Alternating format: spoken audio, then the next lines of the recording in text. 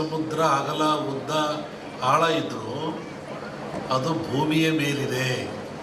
ಅದಕ್ಕೆ ನೀನು ದೊಡ್ಡವನಲ್ಲ, ನಾನು ದೊಡ್ಡವನು. ಭೂಮಿ ಹೇಳ್ತು ನಾನು ದೊಡ್ಡವನು.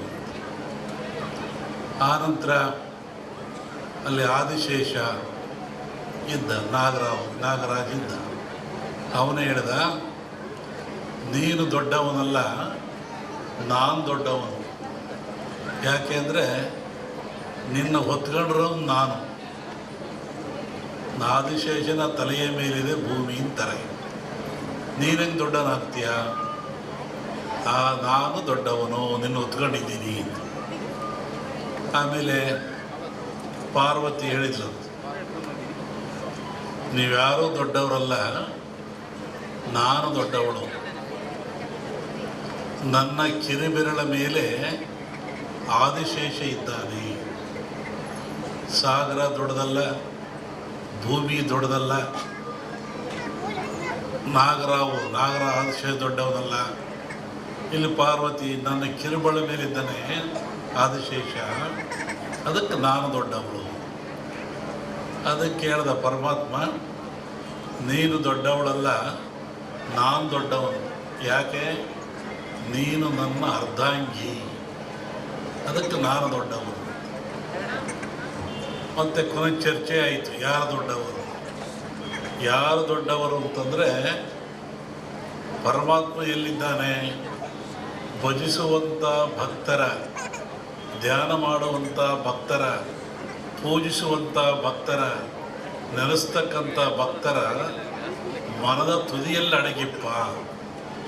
ಇಲ್ಲಿ ಯಾರು ದೊಡ್ಡವರಾದರು? ಭಕ್ತರೇ ದೊಡ್ಡವರಾದರು.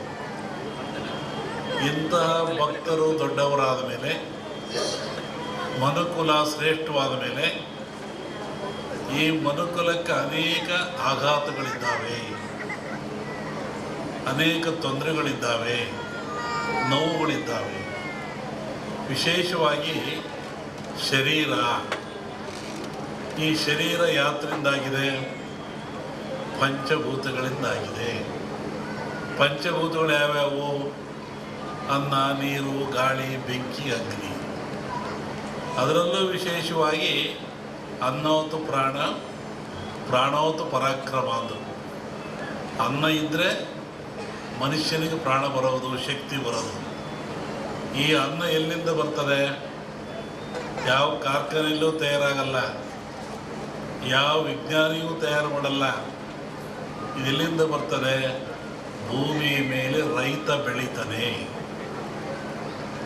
ಭೂಮಿಯ ಮೇಲೆ ಈ ಭತ್ತವನ್ನು, ಜೋಳವನ್ನು, ಕಬ್ಬನ್ನು, ಮೆಣಸಿನ್ಕಾಯನ್ನು, ಏನು ನಾವು ತಿಂತೀವಲ್ಲ ಆಹಾರಗಳು, ಎಲ್ಲವೂ ಭೂಮಿಯಲ್ಲಿ ಬೆಳೀತಕ್ಕಂಥದ್ದು, ಸಿಗ್ತಕ್ಕಂಥದ್ದು. ನಾವೇನು ಇವತ್ತು ಗಿಡಮೂಲಿಕೆ ಆರಾಧನೆ ಹೋಮ ಮಾಡಿರಲ್ಲ, ಇದೆಲ್ಲಿಂದ ಬಂತು ಅಂದರೆ ಗಿಡಗಳಿಂದ, ವೃಕ್ಷಗಳಿಂದ, ಬಳ್ಳಿಗಳಿಂದ ಇದು ಬಂದಿರತಕ್ಕಂಥದ್ದು. ಅಂದಮೇಲೆ ಈ ಧನ್ವಂತರಿ ಯಾಗ, ಧನ್ವಂತರಿ ಹೋಮ ಇವೆಲ್ಲವೂ ಸಹಿತ ಮನುಷ್ಯನ ಉದ್ಧಾರಕ್ಕಾಗಿ, ದೇಹದ ಏಳಿಗೆಗಾಗಿ ಸದೃಢವಾಗಿರಬೇಕು. ಮನುಷ್ಯ ಶಕ್ತಿಯುತವಾಗಿರಬೇಕು, ಸದೃಢವಾಗಿರಬೇಕು, ಚಿಂತನ ರಹಿತನಾಗಿರಬೇಕು, ಯೋಗ್ಯವಾದ ಮನಸ್ಸುಳ್ಳವನಾಗಿರಬೇಕು. ಇದಕ್ಕಾಗಿ ಇವೆಲ್ಲವೂ ನಮಗೆ ಬೇಕು. ಇದನ್ನು ಕೊಟ್ಟವರು ಯಾರು? ಭೂಮಿ ಮೇಲೆ ಮನುಷ್ಯ ನನ್ನ ಭಗವಂತ ಹುಟ್ಟಿಸಿದ, ಭಗವಂತನ ಪ್ರೇರಣೆಯಂತೆ ಮಾನವ ಹುಟ್ಟಿದ. ಈ ಮಾನವ ರಕ್ಷಣೆ ಯಾರದು? ತಂದೆ ಕೆಲಸ ಏನು? ತಾಯಿ ಕೆಲಸ ಏನು? ಜೋಪಾನ ಮಾಡೋದು, ಬೆಳೆಸೋದು, ಒಳ್ಳೆ ವಿದ್ಯೆಯನ್ನು ಕೊಡೋದು, ನೀತಿಯನ್ನು ಕಲಿಸೋದು, ತಿಳುವಳಿಕೆ ಕೊಡೋದು, ಸಂಸಾರಕ್ಕೆ ಸೂಕ್ತಗಳನ್ನು ಕೊಟ್ಟು ಆದರ್ಶ ವ್ಯಕ್ತಿಯನ್ನಾಗಿ ಮಾಡ್ತಕ್ಕಂಥದ್ದು. ಇಲ್ಲಿ ಭಗವಂತ ಮನುಷ್ಯರನ್ನು ಹುಟ್ಟಿಸಿದ ಮೇಲೆ ಅವನಿಗೆ ಬೇಕಾಗುವ ಎಲ್ಲ ಸವಲತ್ತುಗಳನ್ನು ಕೊಡಬೇಕು. ಅವನು ಯಾವ ಸವಲತ್ತು ಕೊಟ್ಟ? ವಿಶೇಷವಾಗಿ ಆಯುಷ್ಯು, ಆರೋಗ್ಯ. Wealth is lot, something is lot. Money is lot, something is lot. Health is lot, everything is lot.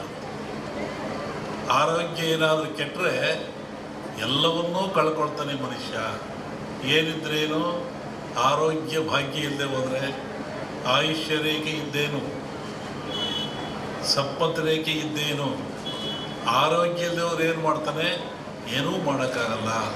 ಹಾಗಾಗಿ ಭಗವಂತನ ಪ್ರೇರಣೆ ಇಂತಹ ಗಿಡಮೂಲಿಕೆಗಳನ್ನು ಮನುಷ್ಯನಿಗೆ ವರವಾಗಿ ಕೊಟ್ಟ. ಇದನ್ನು ತಿಂದು ನೀನು ಉಪಯೋಗ ಮಾಡಿಕೊಂಡು ಸದೃಢವಾಗಿ ಬಾಳು, ಆರೋಗ್ಯವಂತನಾಗಿ ಬಾಳು, ಭೂಮಿಯ ಮೇಲೆ ಸದಾಕಾಲ ಇದ್ದು ಒಳ್ಳೆಯದನ್ನು ಮಾಡು ಅಂತೇಳಿ ಇಂತಹ ಗಿಡಮೂಲಿಕೆಗಳನ್ನು ಕೊಟ್ಟ ಭಗವಂತ.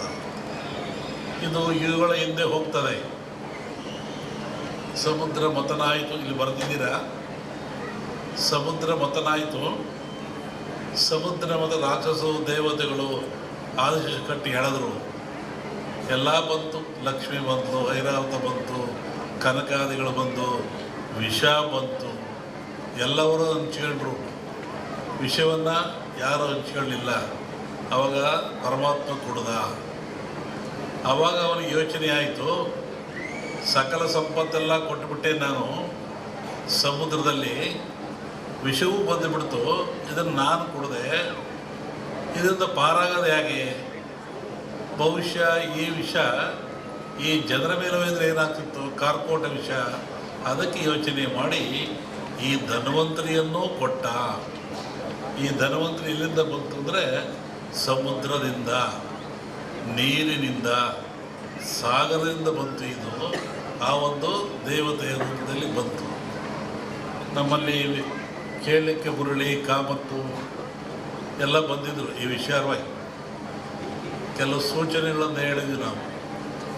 ನೀವು ಯಾಗ ಮಾಡುವಂಥ ಜಾಗದಲ್ಲಿ ವೃಕ್ಷ ಇರಬೇಕು, ಅಲ್ಲಿ ಒಂದು ಹುತ್ತ ಇರಬೇಕು, ಅಲ್ಲಿ ಒಂದು ಎಕ್ಕದ ಗಿಡ ಇರಬೇಕು,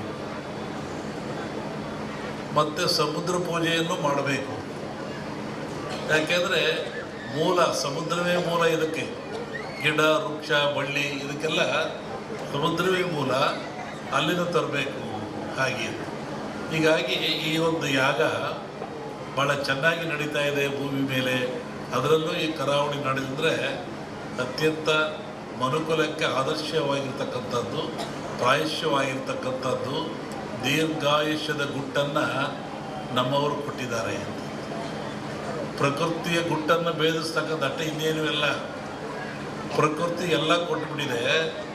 ಅದರ ಗುಟ್ಟನ್ನು ಭೇದಿಸಿ ಮನುಷ್ಯ ಉಪಯೋಗ ಪಡಿತಕ್ಕಂಥದ್ದು, ಆರೋಗ್ಯವಂತನಾಗ್ತಕ್ಕಂಥದ್ದು.